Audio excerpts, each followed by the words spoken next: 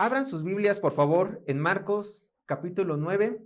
Hemos estado ya analizando Marcos, capítulo 9, del verso 1 al verso 13, pues ya 3 domingos. Esta sería la parte 3. Recuerden, el título de la predicación es Una mirada al reino de Dios. El título de la predicación es Una mirada al reino de Dios. Y vamos a tener un resumen cuando veamos el bosquejo, pero yo solamente quiero que en estos momentos vean el versículo 9 al 13, del 9 al 13. Ahorita vamos a hacer un resumen, pero quiero que tengan en mente los versículos que vamos a ver el día de hoy y así terminar con esa sección de Marcos capítulo 9, verso 9 al 13. Vean lo que dice la palabra de Dios. Dice así: y descendiendo ellos del monte, les mandó que a nadie dijesen lo que habían visto, sino cuando el Hijo del Hombre hubiese resucitado de los muertos. Y guardaron la palabra entre sí, y discutiendo qué sería aquello que de resucitar de los muertos. Y le preguntaron diciendo: ¿por qué dicen las Escrituras que es necesario que Elías venga primero? Respondiendo él, les dijo: Elías a la verdad vendrá primero, y restaurará todas las cosas. ¿Y cómo está escrito del Hijo del Hombre que padezca mucho y sea tenido en nada? Verso 13. Pero os digo que Elías ya vino y le hicieron todo lo que quisieron, como está escrito de él. Hermanos, yo sé que no se acuerdan de lo que hemos estado analizando, así que vamos a hacer un pequeño resumen. Primeramente, vean, el bosquejo se los vuelvo a presentar. Ahí está. ¿Qué es lo que vamos a ver el día de hoy? El día de hoy veremos la transfiguración de Jesús. Bueno, eso es en general en la parte 1, 2 y 3, ¿no? Todo ya está allá en YouTube. Pero vean el punto número 1 del bosquejo. El punto número 1 del bosquejo es la gloria de Dios revelada, verso 1 al 3. Punto número 2, una adoración que no se puede compartir, 4 al 6 serían los versos. Punto número 3, oír al Hijo del Hombre, versos 7 y 8. Y lo que vamos a estar viendo el día de hoy, la llegada del siervo del Hijo del Hombre, verso 9 al verso 13. Yo sé que si les pregunto, a ver, hermanos, díganme qué es lo que vimos de los otros versículos, del 1 al 8, yo sé que me van a decir: no, Sergio, pues ya pasaron 5 domingos, no sé ni qué desayuné el día de hoy, y tú me estás preguntando qué es lo que vimos hace varios meses. Bueno, yo les voy a recordar. Vean, el punto número 1 del bosquejo, verso 1 al 3, simplemente, nuestro Señor Jesucristo estaba con una multitud de personas y les dijo las siguientes palabras: que entre toda esta multitud de personas, unos cuantos de entre ellos verían la gloria de Dios con sus propios ojos. ¿Quiénes resultaron ser esos únicos cuantos? 3 apóstoles: Pedro, Jacobo y Juan. Jacobo y Juan eran hermanos. Entonces, simplemente ellos resultaron ser estas personas escogidas que nuestro Señor Jesucristo apartó, se los llevó a un monte y ocurre lo del verso 4 al 6, que sería una adoración que no se puede compartir. 4 a 6 ocurre la transfiguración de nuestro Señor Jesucristo. Recuerden, esta palabra de transfiguración viene de la palabra griega de metamorfosis. O sea, una metamorfosis es un cambio total. Nuestro Señor se metamorfosizó. Sufrió una metamorfosis, cambió totalmente. Nuestro Señor Jesucristo reveló su naturaleza divina. ¿Y los apóstoles qué hicieron? Tuvieron miedo. Pedro, Jacobo y Juan tuvieron miedo. Pero en medio de esta transfiguración, de esta metamorfosis, donde el corazón de estos hombres estaba lleno de temor, se aparecieron 2 personas. Literalmente, 2 personas. Moisés y Elías se aparecieron allí. Moisés representando la ley, Elías representando las profecías de los profetas, y ambos testificando y diciendo con su presencia: este es el hombre que culmina tanto la ley como los profetas. Este es el hombre, Jesucristo, toda la escritura, todos los profetas hablaron y apuntaron desde el pasado para decir: ya llegó el Mesías esperado. Y por supuesto, Pedro locamente, ¿qué fue lo que dijo? ¿Te hacemos, Señor, a ti y Elías unas casitas, unas enramadas? Obviamente dijeron que no. La adoración solamente es ¿de quién? De Jesús. Pero una voz del cielo lo interrumpió. ¿Y qué fue lo que le dijo? Punto número 3 del bosquejo: a oír al Hijo del Hombre. Esta voz del cielo sonó y dijo: este es mi Hijo amado, ¿a él qué? A él oíd. Después llegamos al verso 7, no lo tengo, pero se lo voy a decir. Dice, este es el Hijo amado, a él oíd, colocando a nuestro Señor Jesucristo como el único hombre aprobado por Dios para hacer su obra redentora. Y aquí en la tierra solamente en el Señor Jesucristo podemos encontrar salvación, y solamente en el Señor Jesucristo nuestro Dios, Señor y Padre se complace, y por eso le ha dado el título de Rey, Salvador y Dios mismo, porque es la segunda persona de la Trinidad. ¿Qué pasó después? El verso 8. Hermanos, todo lo que sube tiene que bajar. Si ustedes, solamente un poco antes de lo que leyeron en Marcos capítulo 9, verso 8, dice la escritura, y luego cuando miraron, o sea, después de que la voz le dijo estas palabras, que tenían que escuchar al Hijo amado, a él oír, y luego cuando miraron, no vieron más a nadie consigo, sino solamente a Jesús. El Shekinah se fue, ya no estaba Elías ni Moisés, la luz asombrosa de nuestro Señor Jesucristo se apagó, la volvió a guardar. Así fue, todo lo que sube tiene que bajar. ¿Y qué es lo que vimos en la predicación pasada? Bueno, yo sé que no se acuerdan, pero se lo voy a repetir. La predicación pasada dijimos que las manifestaciones sobrenaturales que muchas veces los cristianos experimentamos, necesariamente no tienen que ser constantes, sino son momentáneas. Así el Señor lo ha dicho y así el Señor actúa hoy en día. Pero bueno, seguimos con nuestro texto, que sería el verso 9, hermanos. Pero antes de leerlo, quiero que notemos algo. Sin duda estos tres apóstoles tenían mucho que hablar, hermanos. Tenían mucho que hablar después de haber visto estas grandes maravillas.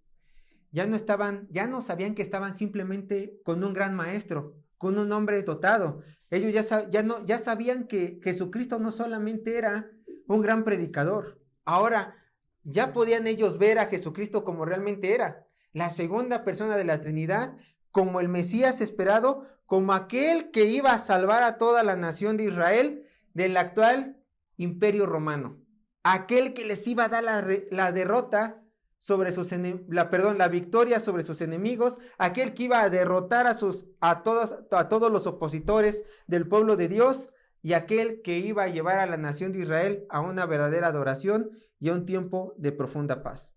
Pero en medio de esta exaltación, hermanos, que sin duda la tenían, ocurre algo. Vean lo que dice el verso 9. Ahora sí, acompáñenme. Dice Marcos capítulo 9, verso 9. Y descendiendo ellos del monte, escucha, les mandó que a nadie dijesen lo que habían visto, sino cuando el Hijo del Hombre hubiese resucitado de los muertos. Es interesante la palabra mandó. También se puede traducir la palabra mandó como les ordenó. Les ordenó que a nadie dijesen lo que habían visto. A ver, Jesús, estamos enfrente de la mayor revelación para el pueblo de Israel. Es la mejor noticia del pueblo de Israel, porque ahora a ciencia cierta nosotros tres sabemos que tú eres el Mesías y nos ordenas, nos mandas callar. Yo le quería contar yo le quería contar todo esto a todo el mundo. Bueno, si yo, Sergio, hubiera estado en esta situación de los apóstoles, yo sí le hubiera preguntado, ¿por qué, maestro? ¿Por qué me ordenas callar?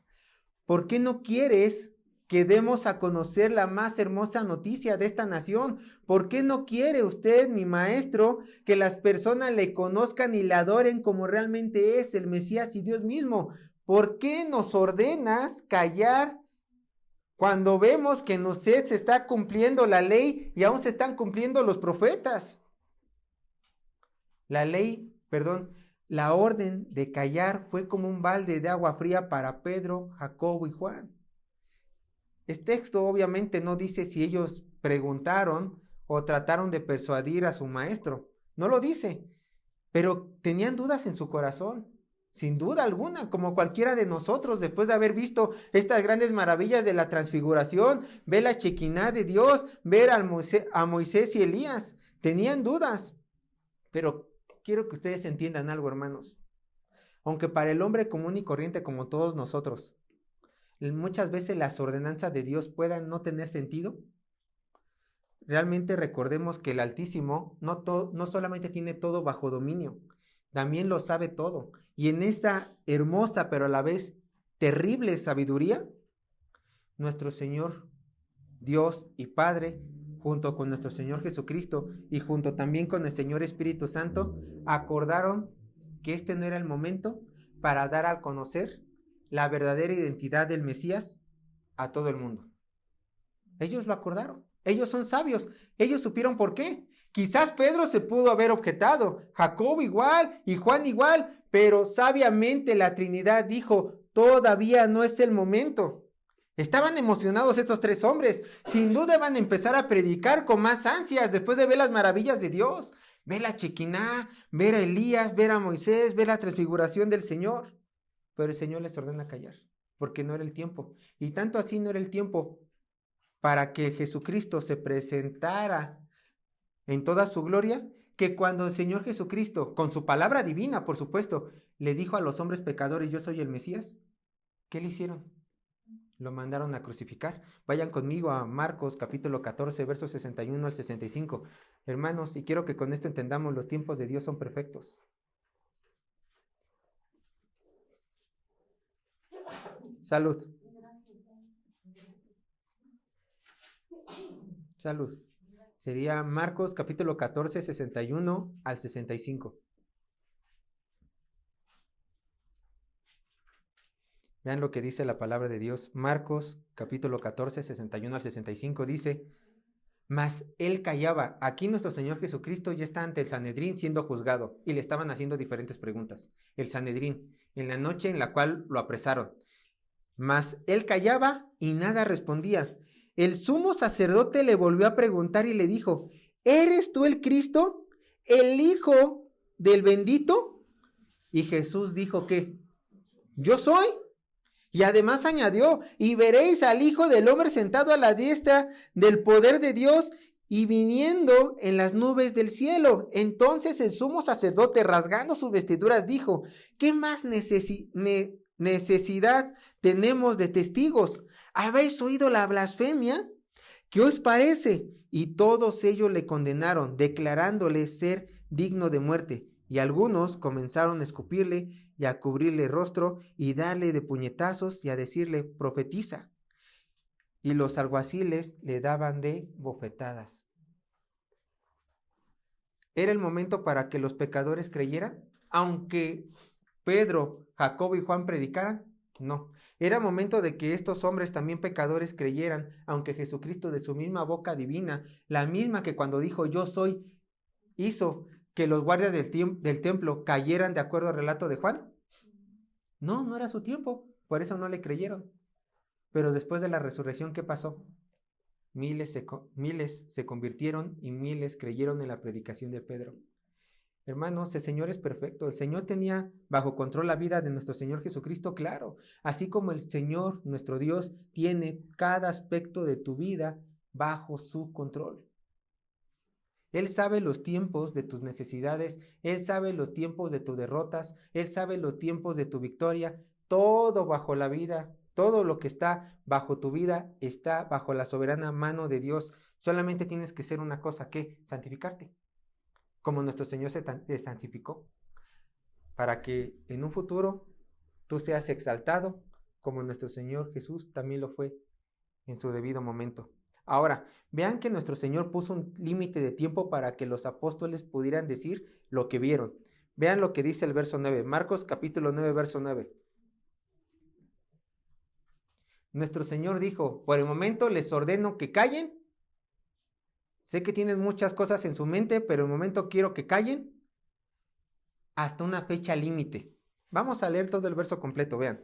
Y descendiendo ellos del monte les mandó que a nadie dijesen lo que habían visto, sino, aquí está el contraste, cuando el Hijo del Hombre hubiese, ¿qué?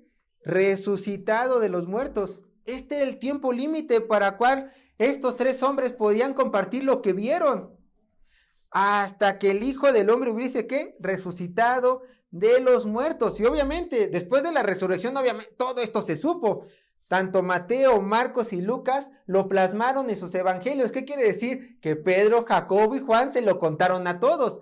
Tanto así, hermanos, que vean lo que dice segunda de Pedro capítulo 1, versos 16 al 18. Ya no había ninguna atadura en la boca de Pedro. Pedro compartió en esta carta lo que vio. Segunda de Pedro, capítulo 1, versos 16 al 18.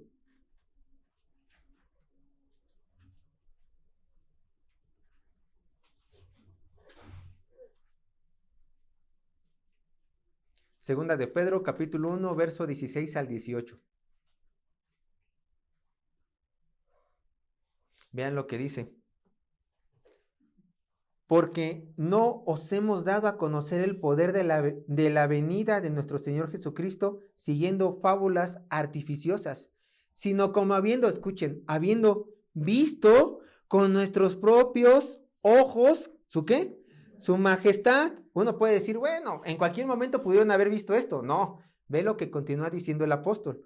Pues cuando él recibió de Dios, Padre, honra y gloria, le fue enviada desde la magnífica gloria, escucha, una voz que decía, este es mi hijo amado, en el cual tengo, ¿qué? Complacencia. Escuchen, y nosotros oímos esta voz enviada del cielo cuando estábamos ¿en dónde? En el monte santo, en el monte de la transfiguración. Aquí Pedro está ya diciendo lo que vieron, testificando de primera mano. Yo escuché la voz de primera mano, me envolvió a mí la Shekinah junto con Jacobo y Juan. De primera mano vi a nuestro Señor Jesucristo en gloria con esa luz que sobrepasa cualquier entendimiento, y vi a Elías y a Moisés. Se los confieso, se los digo. Cuando una persona es llamada para testificar ante un juez, principalmente cuando son delitos, se espera testigos de primera mano. Aquí tenemos un testigo de primera mano. Nadie le contó esto a Pedro. Pedro está diciendo, yo vi la transfiguración del Señor Jesucristo y yo testifico que Él es el Mesías esperado. Así de fácil.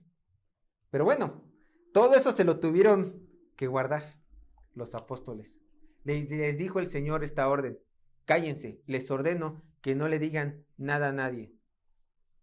¿Y qué hicieron los apóstoles? Ya les dije la respuesta. Vamos al verso 10. Marcos, capítulo 9, verso 10. Marcos, capítulo 9, verso 10. Vean lo que dice. Y guardaron la palabra entre sí.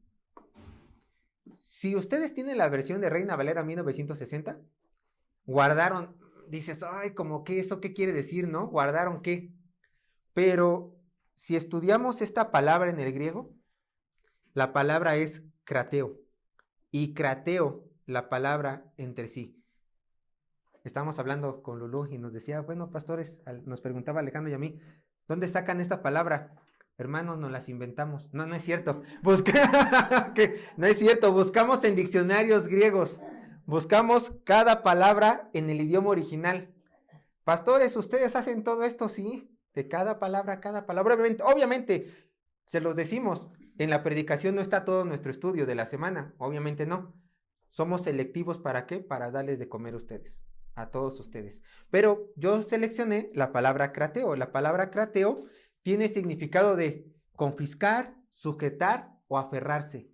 Esto ténganlo en mente. ¿Por qué? Porque esta palabra de krateo tiene el sentido de retener algo físico o abstracto, guardarlo, retenerlo, no soltarlo. Entonces, los discípulos supieron esta información, vieron lo que vieron, y cuando el Señor les dijo, te ordeno que no le digas a nadie qué es lo que hicieron, se lo guardaron, lo retuvieron, no lo soltaron. Me está ordenando, lo retengo. Pese a lo que yo quiera hacer, yo lo voy a retener. Me voy a aferrar a Él y no lo voy a soltar hasta el día de que nuestro Señor haya resucitado. Así entendemos mejor la palabra, ¿no? Entonces, uno podría decir, si tan solo estos hombres no hubieran hecho caso a nuestro Señor Jesús, quizás puede ser que con su testimonio nuestro Señor Jesucristo hubiera sido más glorificado, porque hubieran predicado con más ímpetu, porque hubieran salido a las calles, hubieran testificado lo que ellos vieron y lo que nuestro Señor Jesucristo era. Y hermanos, aquí yo les tengo que decir una cosa, y con todo el respeto del mundo, no caigas tú en la trampa de sentirte más bueno, puro, santo y sabio que Dios.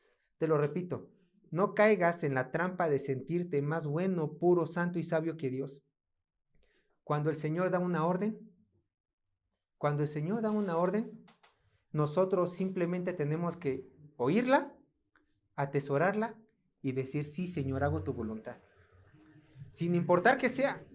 Cuando el Señor te ordena algo a ti por medio de su palabra, tú simplemente tienes que obedecer y no salirte con la tangente y desobedecer su voluntad con aparentes soluciones santas.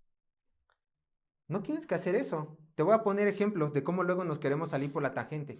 Dios dice una cosa y tú, ay, como me siento más santo que Dios, pues voy a glorificar a Dios por medio de esto. No. Te voy a dar unos ejemplos, espero que entiendas. Como Dios quiere que evangelice, pues voy a tener un novio, una novia inconverso, y así llega Cristo, caramba, qué buena idea. No, pues sí, ¿no? El Señor dice que evangelice, me consigo una novia inconversa, un novio inconverso, lo evangelizo, ya llegó otra persona a Cristo y todos ganamos. Gana mi Señor, gano yo. No te sientas más sabio y puro que Dios, ¿eh? Otro ejemplo. Uy, ya tengo novio o novia cristiano. Y el Señor me dice que me tengo que casar lo antes posible. Bueno, tienes novio, perfecto, cásate. No, pero como dice el Señor que también tengo que vivir dignamente, pues voy a trabajar bien duro y en 3 años me caso. ¿Qué es eso? ¿Qué es eso? Te quieres salir por la tangente.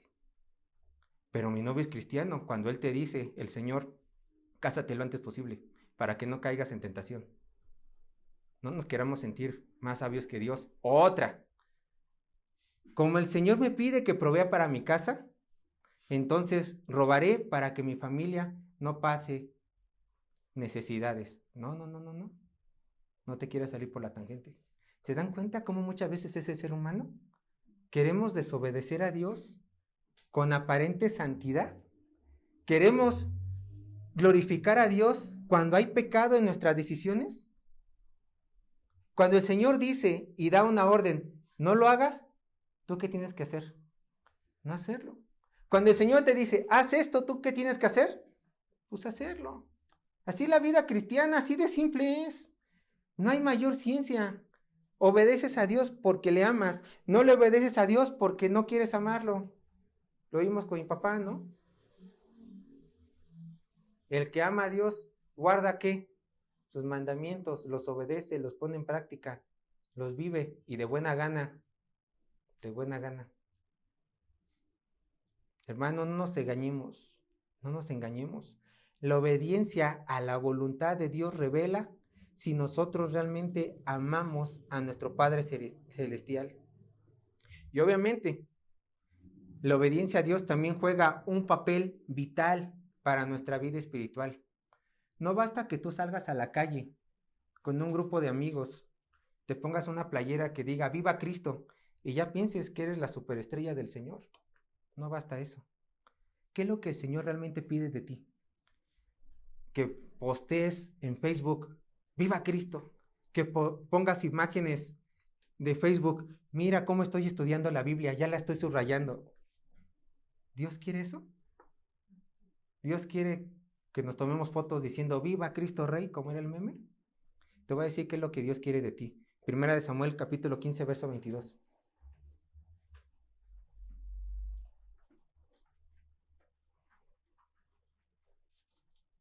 O sea, antes de que yo lea el texto tengo que decirles una cosa. Primera de Samuel, capítulo 15, verso 22. Todas las cosas que acabo de decir, subir fotos, postear, decir que viva Cristo Rey, salir a evangelizar, está bien, no está mal. Pero estas acciones no pueden suplir lo que a continuación vamos a ver. Primera de Samuel, capítulo 15, verso 22. Y Samuel dijo, se complace Jehová tanto en los holocaustos y víctimas, como en que se obedezca a las palabras de Jehová. Ciertamente, el obedecer es mejor que los sacrificios y el prestar atención para la obediencia, yo agrego, que la grosura de los carneros. Dios quiere más tu obediencia a su palabra en los mandamientos revelados que todo lo que tú aparentemente en santidad puedas hacer para su gloria. Porque de nada sirve, repito, que tengas una foto en Facebook según dices que estás estudiando la Biblia, Nada sirve que tengas una foto de Viva Cristo Rey, salgas a la calle con una playera que diga Viva Cristo Rey, cuando tu vida no refleja obediencia a sus mandamientos ya revelados y que tú conoces. De nada sirve. Dios, ¿qué prefiere? Obediencia antes que el sacrificio. Caramba, y si le puedes dar sacrificio y obediencia, qué mejor, ¿no? Qué mejor, el paquete completo. Pero principalmente el Señor quiere ¿qué? Obediencia. Y por medio de la obediencia va a venir ¿qué? Las buenas obras. Ahí está, hermanos. Bueno, ya vimos que los discípulos obedecieron a Jesús y terminaron guardando en sus corazones todo lo que vieron. Pero Marcos nos deja ver que todavía tenían algo en sus corazones que no los dejaba tranquilos. Marcos capítulo 9, verso 10.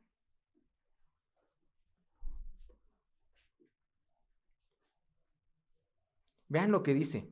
Y guardaron, retuvieron la palabra entre sí, no la dejaron salir, ¿no? Todo lo que habían visto, la retuvieron. Obedecieron al Señor, recuerden, obediencia, obediencia, obediencia. Obedecieron al Señor, pero vean la segunda parte del texto.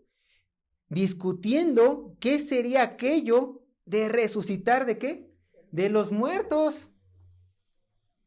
Marcos es muy claro en hacer notar en su escrito que los discípulos realmente no entendían en absoluto nada de la resurrección de Jesús. No lo entendían, no lo comprendían. Pero quiero que quede algo claro, hermanos. No es que ellos no entendieran la doctrina de la resurrección. ¿Y por qué lo digo? Porque en tiempos de Jesús, en tiempos de Jacobo, de Pedro y de Juan, la doctrina de la resurrección ya era predicada por los maestros religiosos de la época judía. Ya era predicada. Te voy a decir por qué. Ve conmigo a Hechos capítulo 23, versos 6 al 8. Hechos capítulo 23, versos 6 al 8.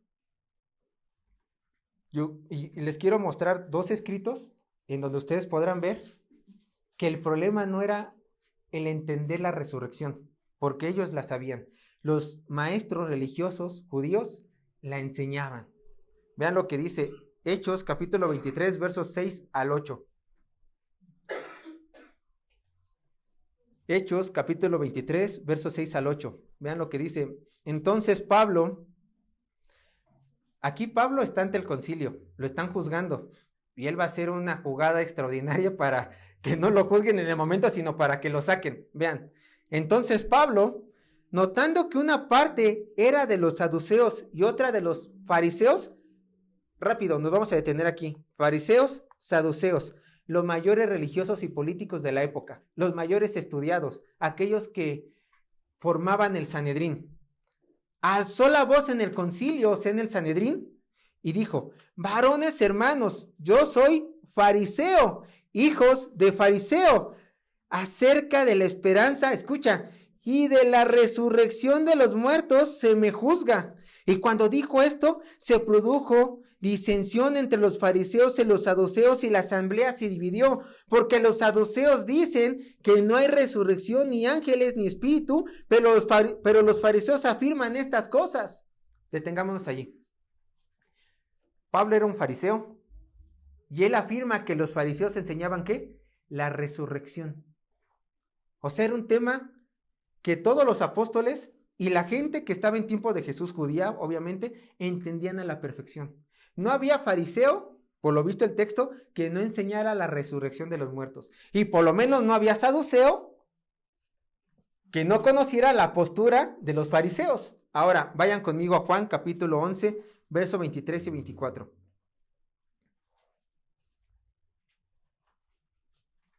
Juan capítulo 11, verso 23 y 24.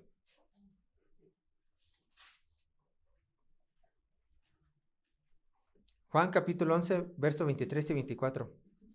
Aquí estamos ante la muerte de Lázaro. Nuestro Señor Jesucristo va a su velorio, va con sus hermanas de Lázaro y ocurre esto. Jesús le dijo, Juan capítulo 11, 23 y 24. Jesús le dijo, tu hermano resucitará. Vean, aquí está hablando de la resurrección. Marta le dijo, La misma de Marta, Marta, afanada y turbada, ¿no? Es la misma. Marta le dijo, yo sé que resucitará en la resurrección. ¿En dónde? En el día postrero. Marta, sin menospreciar a las mujeres, Marta, siendo mujer, solamente teniendo un estudio de lo que se enseñaba en las sinagogas, como cualquier hombre común y corriente, ella entendía que en el día de la resurrección, en el día postrero, su hermano iba a resucitar. Entonces, la resurrección de los muertos era un tema que dominaba a todo judío, hombre y mujer, en tiempos de Jesús. ¿Hasta ahí todo está bien? Perfecto. Pero entonces, ¿por qué los apóstoles, regresando a Marcos 9, por qué los apóstoles les costaba trabajo entender la resurrección? ¿Por qué no entendían la resurrección? Si estamos comprobando por medio de la misma palabra que todos los judíos entendían y sabían de la doctrina de la resurrección, ¿por qué los apóstoles no entendían esta doctrina? Escucha, porque Jesucristo estaba diciendo que el que iba a morir y el que iba a resucitar era el Mesías mismo. Por eso no la entendían. A ver, ¿cómo que no la van a entender? Es que esto es lo bonito cuando estudiamos la palabra de Dios con el método histórico, literario, gramatical. Esto es lo bonito. Porque este método histórico, gramático y literal nos ayuda a ver el texto en su contexto. En el contexto en el cual fue escrito este libro, en el contexto en el cual se están diciendo estas palabras, en el contexto en el cual Pedro, Jacobo y Juan vivían, tenían una percepción muy peculiar del Mesías los judíos. Ellos veían al Mesías no solamente como el hijo de David. Los judíos de aquel entonces veían al Mesías como el gran libertador, aquel ungido, el escogido por Dios, que pelearía con los enemigos, libertaría al pueblo de Israel, iba a derrotar al resto de los enemigos y el pueblo de Israel iba a experimentar paz, gozo eterno. Y además, recuerdan la profecía, este hombre, este Mesías, iba a gobernar para siempre el trono de la casa de David. Así lo veían, como alguien siempre triunfante, como alguien que no iba a conocer la derrota, como alguien que no iba a conocer la muerte. Y hay varios textos que lo afirman. Vamos a ver rápidamente estos textos. Por favor, véanlos en la pantalla. Estos textos nos hablan de la siempre victoria del Mesías como los judíos la veían. Salmo capítulo 2, versos 7 al 9. Vean lo que dice. Yo publicaré el decreto. Jehová me ha dicho, mi hijo eres tú. Yo te engendré hoy. Pídeme y te daré por herencia a las naciones y como posesión tuya los confines de la tierra. Los quebrantarás con vara de hierro, como vasija de alfarero los desmenuzarás. Este Mesías tendrá como herencia a las naciones. Toda la tierra será su posesión y además quebrantará con vara de hierro a sus enemigos. Siguiente, Zacarías capítulo 9, versos 9 y 10. Vean lo que dice. Alégrate mucho, hija de Sión, da voces de júbilo, hija de Jerusalén. He aquí tu rey vendrá a ti justo, ¿y qué? Salvador, humilde y cabalgando sobre un asno, sobre un pollino, hijo de asna. Y de Efraín destruiré los carros y los caballos de Jerusalén, y los arcos de guerra serán quebrantados, y hablará paz a las naciones, y su señorío será de mar a mar, y desde río hasta los confines de la tierra. Esto de que destruirá los carros, no es un carrito como el día de hoy, sino los carros de guerra, los caballos, los arcos de guerra serán quebrantados, quiere decir que habrá paz en Israel. Israel siempre ha estado peleando, ¿cierto? Desde que, recordemos un poco de historia, desde que Babilonia llegó a invadir, constantemente Israel había tenido problemas cuando se regresaron a Jerusalén, problemas con los samaritanos. Después ahí vinieron otras guerras, después llegó la invasión de Grecia, después llegó la invasión de Roma. Siempre habían estado peleándose, entonces lo que ellos querían era paz. Y ellos entendían que cuando llegara el Mesías habría paz. Y aquí Zacarías dice claramente, y hablará paz a las naciones, y su señorío será ¿de dónde? De mar a mar. El rey, como dice allí, En el verso 9, el rey vendrá y gobernará todo el mundo, con paz. Vean lo que dice Isaías 11, 1 al 9. Dice, saldrá una vara del trono de Isaí, y un vástago retoñará de sus raíces y reposará sobre él el espíritu de Jehová, espíritu de sabiduría y de inteligencia, espíritu de consejo y de poder, espíritu de conocimiento y de temor de Jehová, y le hará entender diligente en el temor de Jehová. No juzgará según la vista de sus ojos, ni arguirá por lo que oigan sus oídos, sino que juzgará con justicia a los pobres, y arguirá con equidad por los mansos de la tierra, y herirá la tierra con la vara de su boca, y con el espíritu de sus labios matará al impío. Y será la justicia cinto de sus lomos, y la fidelidad ceñidor de su cintura.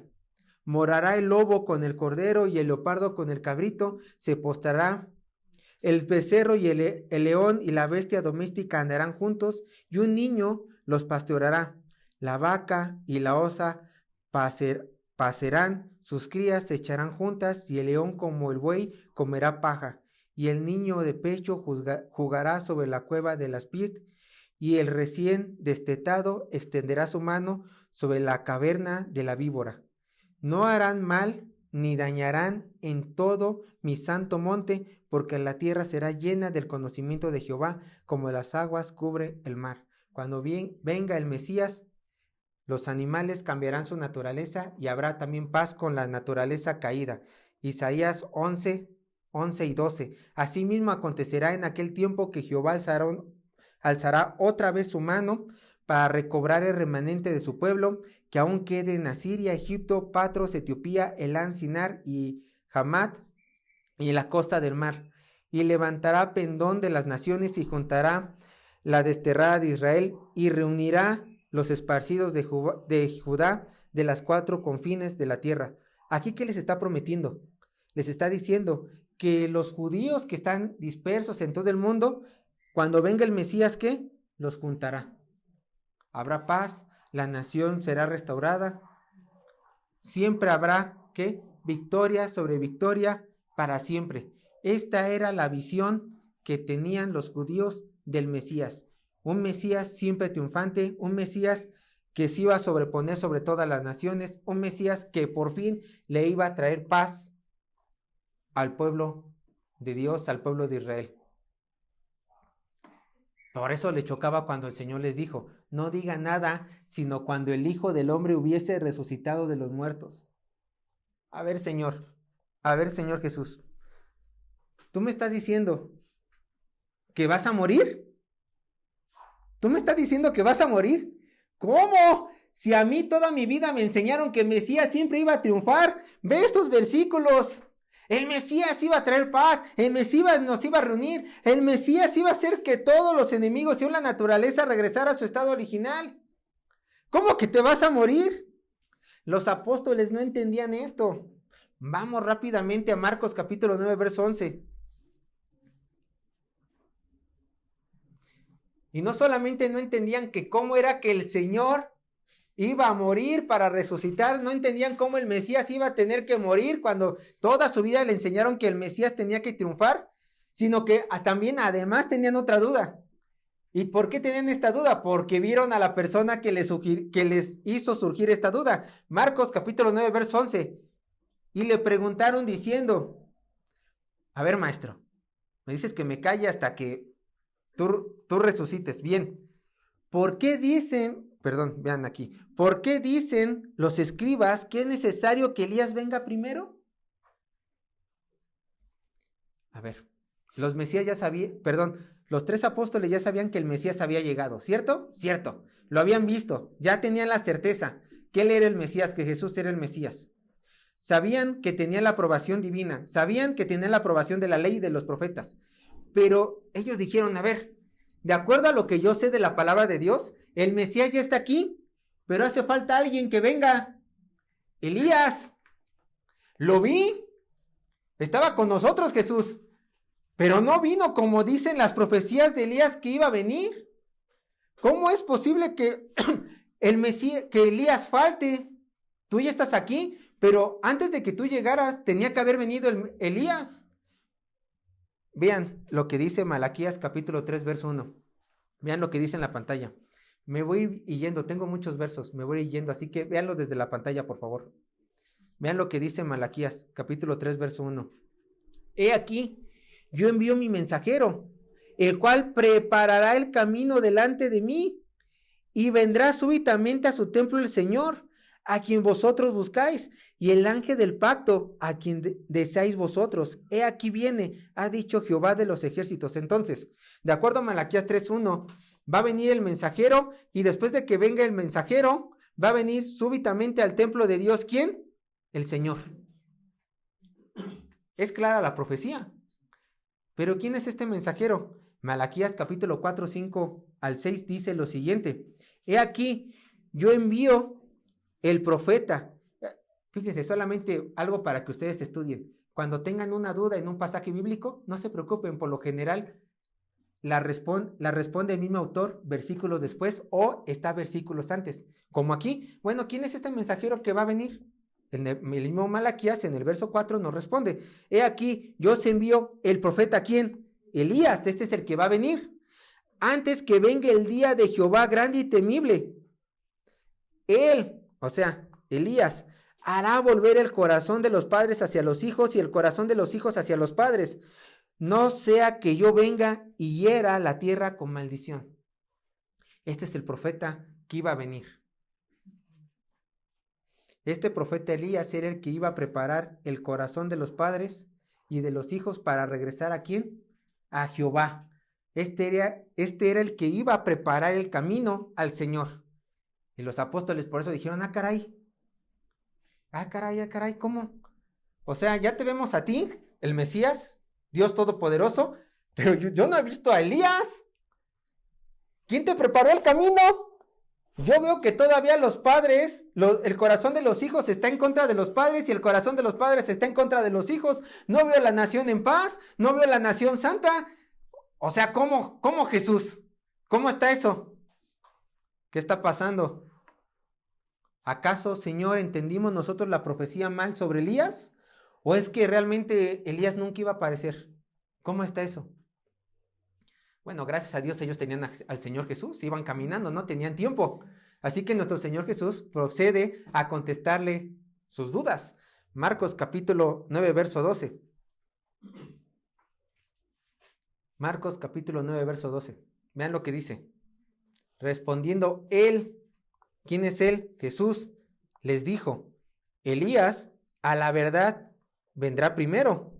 ¿Y qué? Y restaurará todas las cosas. Hará volver el corazón de los hijos sobre los padres y de los padres sobre los hijos. Pero vean lo que dice también con esta pregunta. Solamente quiero que la piensen tantito porque después la vamos a tomar. ¿Y cómo está escrito del Hijo del Hombre que padezca mucho y sea tenido en nada? Vamos a detenernos solamente en la primera respuesta del Señor. Primero responde lo de Elías. ¿Qué es lo que dice sobre Elías? Dice que Elías a la verdad vendrá primero. Les contesta primero esa pregunta. Realmente Elías vendrá primero y restaurará todas las cosas. Nuestro Señor Jesucristo le está diciendo, lo que saben de las profecías de Malaquías es real, es totalmente real. Él vendrá primero, Elías tiene que venir, es totalmente real. No están equivocados en esa parte ustedes, ni los maestros de la ley. Pero antes de continuar con el tema de Elías, que también estaba sacando de onda a los apóstoles, nuestro Señor Jesucristo, repito, hace esta pregunta. ¿Y cómo está escrito del Hijo del Hombre que padezca mucho y sea tenido en nada? A lo mejor por la forma como está escrita la pregunta no se entiende, pero yo se las voy a parafrasear. Es como si nuestro Señor Jesucristo les hubiera dicho, entonces, mis discípulos, si se va a cumplir la profecía de Elías, como ya dije que se va a cumplir de acuerdo a Malaquías 3 y Malaquías 4, que va a preparar el camino del Señor, mi camino, y que también va a restaurar los corazones de la nación de Israel, ¿cómo ustedes no esperan que el Mesías tenga sufrimiento cuando también se ha profetizado de eso? A ver, ¿por qué ustedes? Se los voy a volver a plantear porque les vi con cara, ¿qué? Se lo voy a volver a plantear. estaban los apóstoles con dudas de 2 puntos fundamentales. 1, ¿cómo era posible que nuestro Mesías campeón iba a tener que morir? Y 2, ¿cómo es posible que esté aquí el Mesías si antes no vino Elías? Primero contesta el Señor: Elías vendrá de acuerdo a lo que ustedes entienden en Malaquías capítulo 3 y Malaquías 4. Entonces, si ustedes aceptan esta profecía, ¿por qué ustedes están ignorando las profecías donde se habla de que el Mesías va a sufrir y va a morir? ¿Por qué si toman estas profecías, pero ignoran estas otras? Otra bandeja de agua fría para los apóstoles, porque a ellos jamás se les enseñó la totalidad de la palabra de Dios. ¿Qué es lo que estaban haciendo en este momento los líderes religiosos de la época? Simplemente agarraban las escrituras que les convenían. A mí me conviene predicar al Jesús triunfante, al Mesías triunfante, pongámonos en el contexto, al Mesías triunfante, pero como no sé interpretar estos pasajes donde dice que el Mesías va a padecer y va a morir, pues lo ignoro. No, hermanos, nosotros no tenemos que cometer el mismo error que estos hombres. Nosotros entendemos lo que dice 2 de Timoteo 3:16. Toda la escritura es ¿qué? Inspirada por Dios. Por eso, aunque el pasaje sea difícil, tenemos que apropiárnoslo, tenemos que estudiarlo y tenemos que decir: amén, Señor, lo obedezco. Me guste o no me guste. Les voy a dar rápidamente algunos pasajes que hablan del sufrimiento del Mesías y que estos líderes religiosos de su época de Jesús ignoraban. ¿Por qué? Porque simplemente no querían estudiarlos, no querían confrontarlos. Vean lo que dice Salmo capítulo 22, Salmo 22, verso 1 y 2. Hablan del sufrimiento del Mesías. Dios mío, ¿por qué me has desamparado?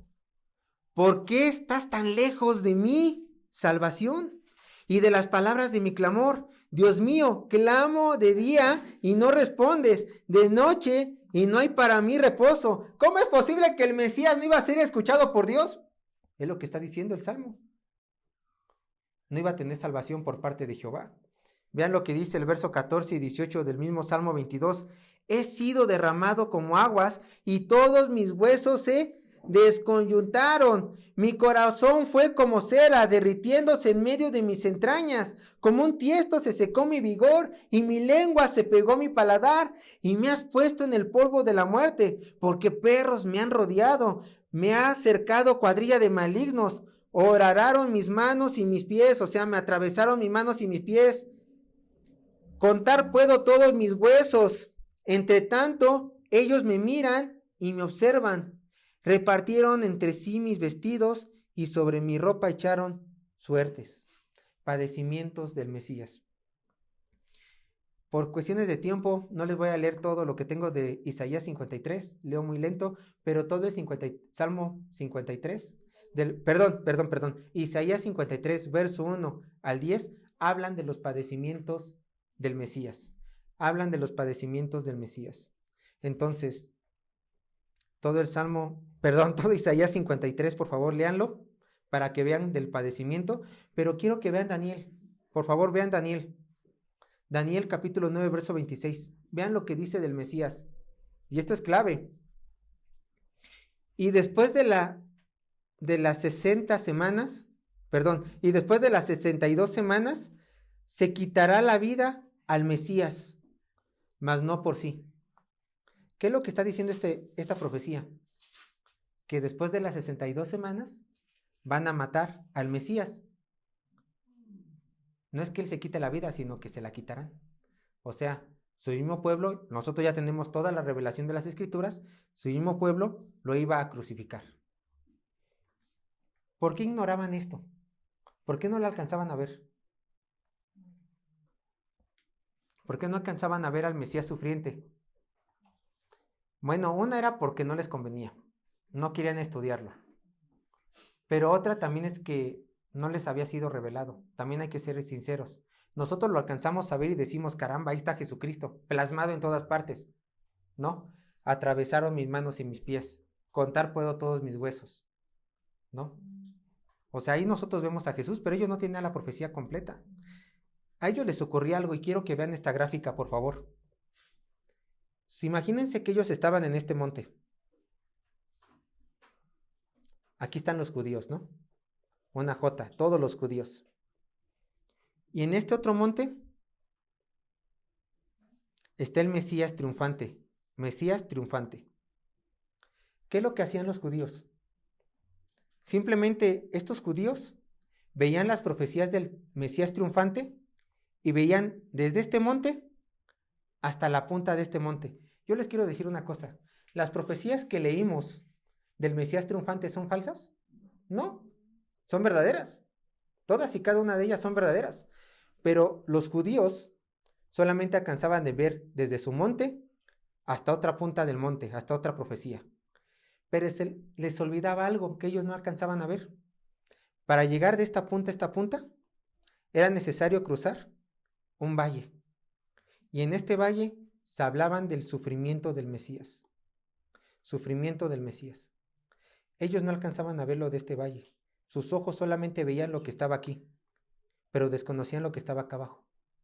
Pero aunado a eso, podemos decir que estaba la nube del Señor cubriendo esta revelación hasta el momento preciso. Ahora nosotros, con toda la revelación de Dios completa, esta nube es quitada y nosotros alcanzamos a ver tanto el sufrimiento que el Mesías tuvo que pasar para después ser glorificado y exaltado como el Mesías triunfante. ¿Se dan cuenta? Bueno, por eso dice, espero que mi gráfica haya sido muy ilustrativa, si no ya después me preguntan. Y esto nos lleva al siguiente punto, al verso 13, Marcos capítulo 9, verso 13.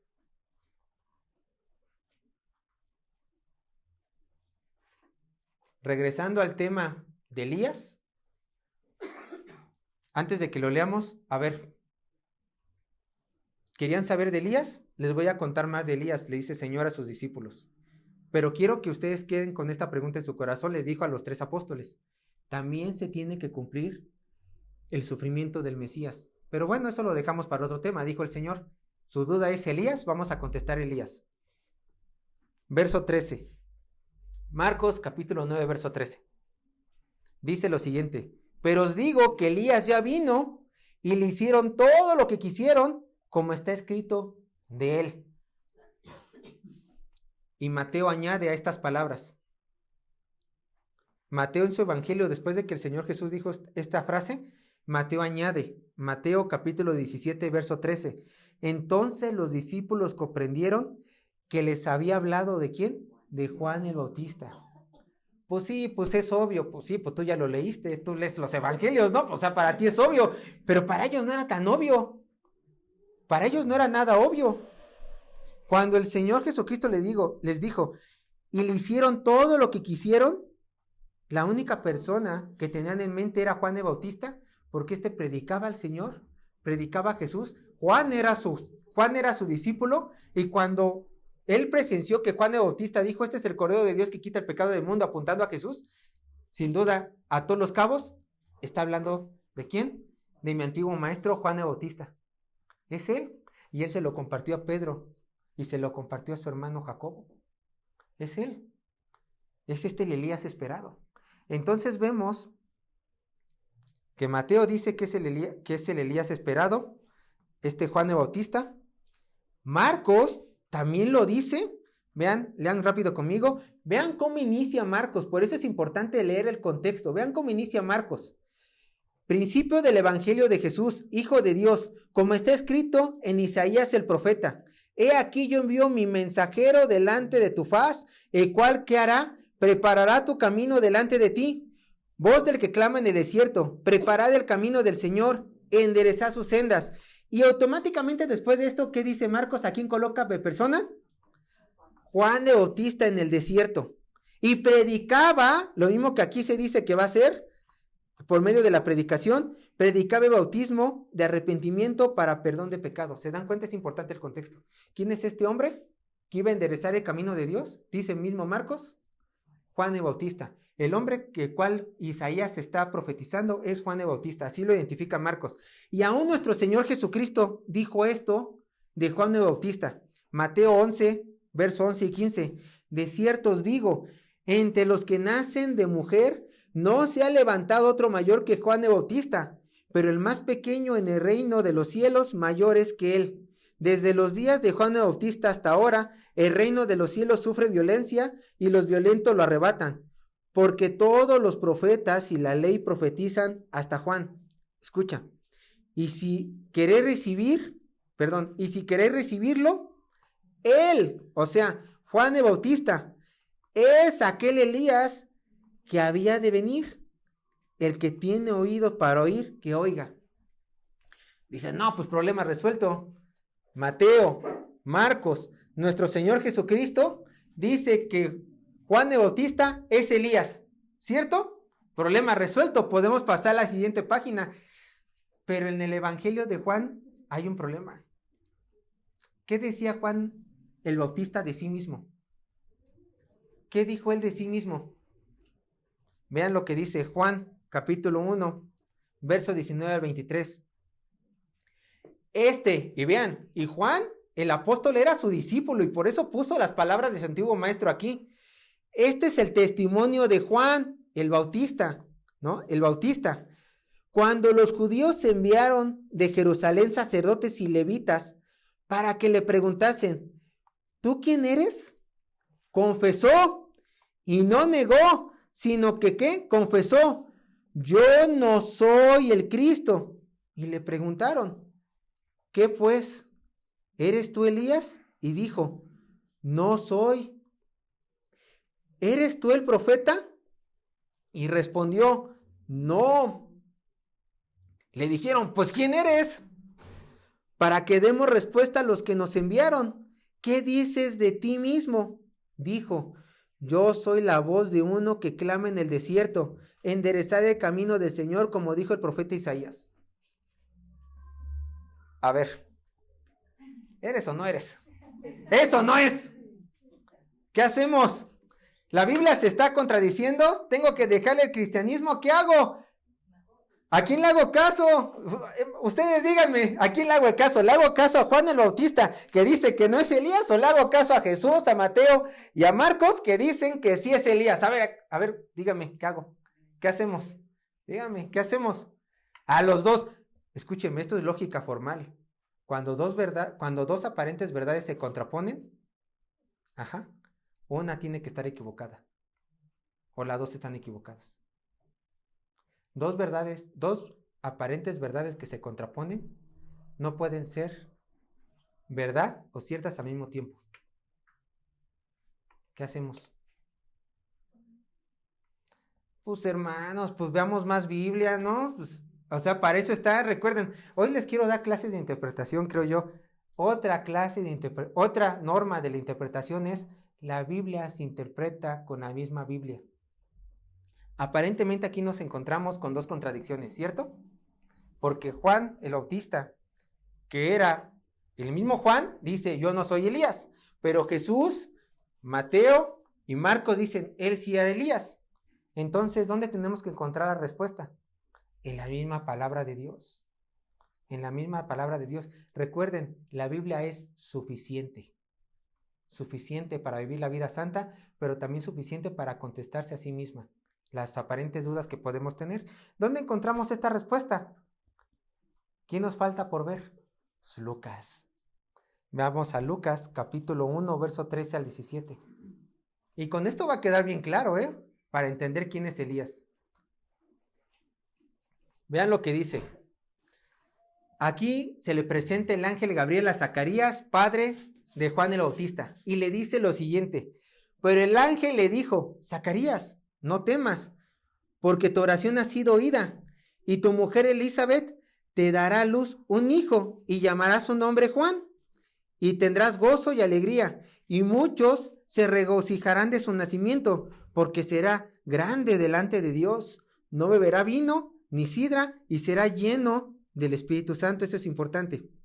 Aún desde el vientre de su madre, escucha, y hará que muchos de los hijos de Israel se conviertan al Señor Dios de ellos, e irá delante de él con el espíritu y el poder ¿de quién? De Elías, para hacer volver los corazones de los padres a los hijos y de los rebeldes a la prudencia de los justos, para preparar al Señor un pueblo bien dispuesto.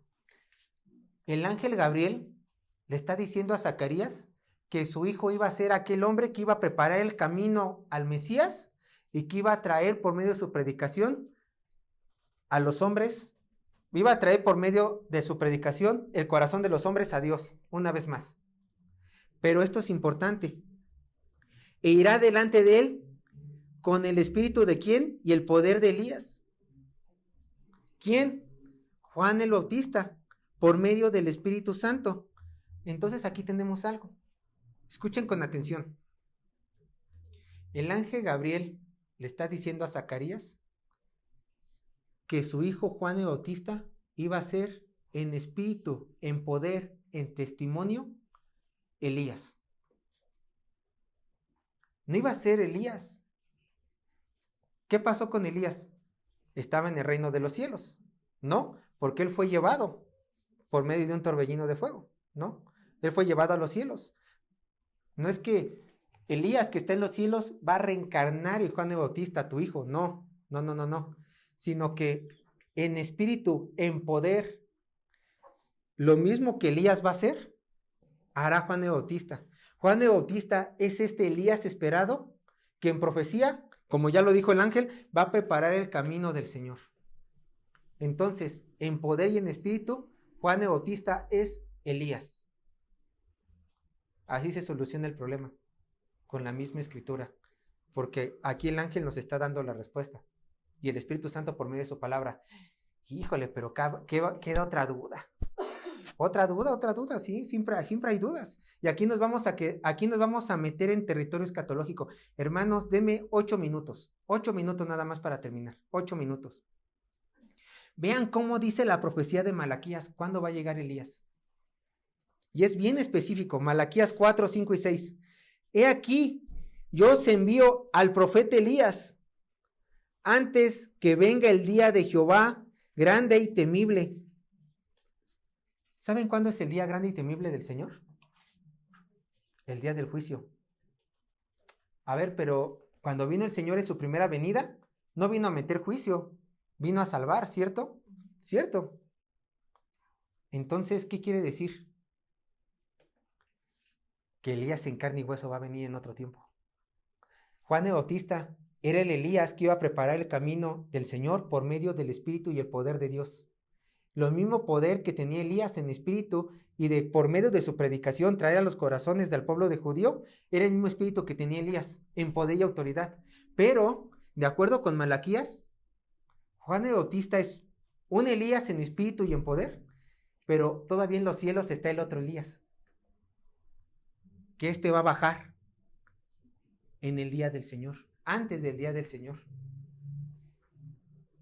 ¿Dónde dice la Biblia que va a bajar Elías?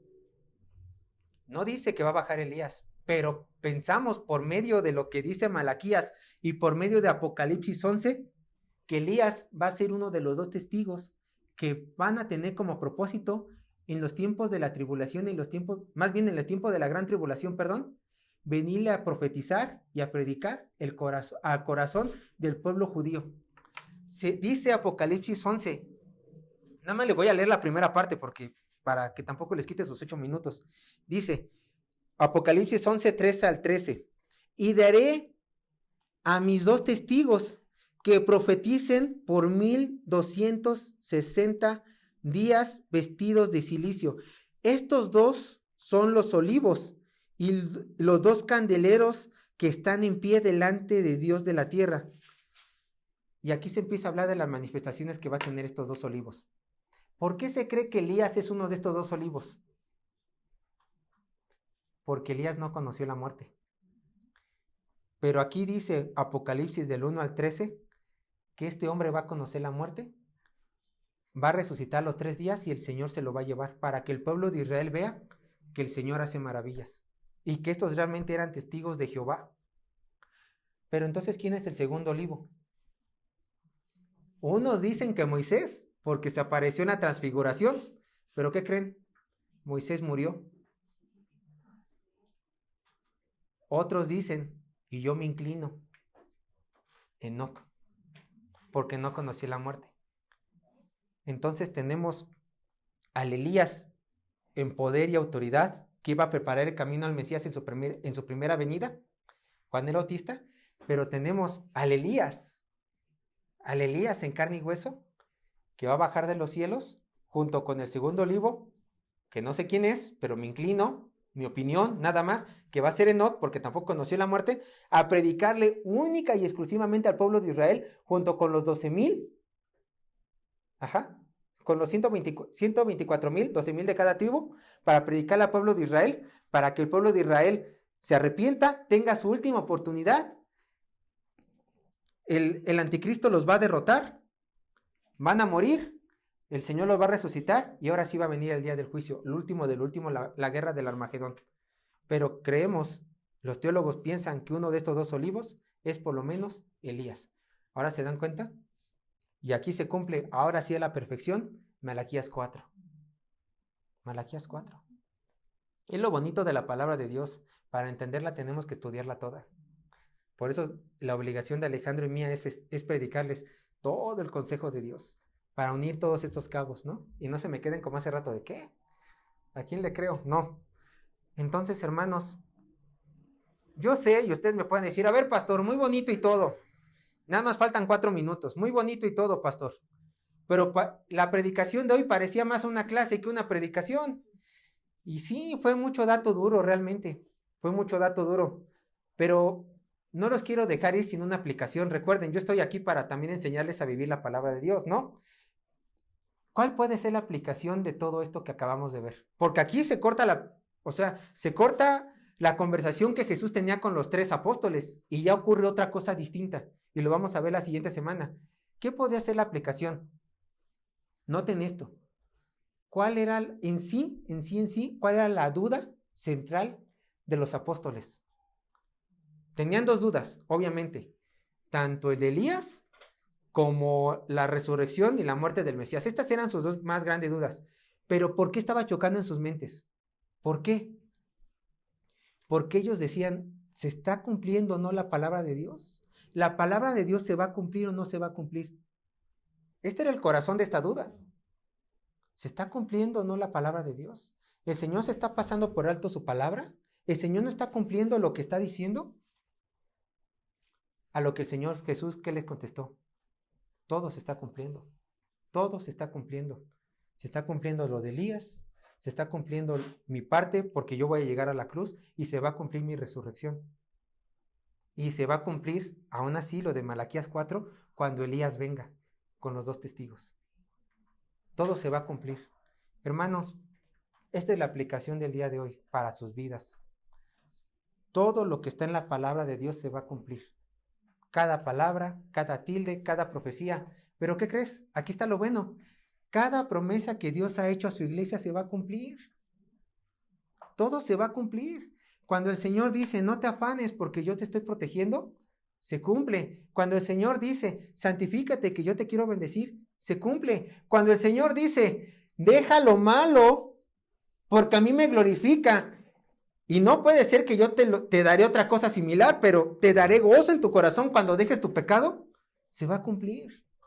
Todo en la palabra de Dios está escrito ¿para qué? Escucha, y espero que con esto haya gozo en tu corazón, para tu beneficio. Todo lo escrito en la palabra de Dios está escrito para tu beneficio. Todo y cada una de sus palabras. Si eres hijo de Dios, claro. Por eso te animo a que obedezcas esta palabra y que tengas fe en que todo se va a cumplir en tu vida. Cada promesa, cada palabra, solamente sé diligente en qué, en buscar esas promesas y aferrarte a ellas. Todo se va a cumplir.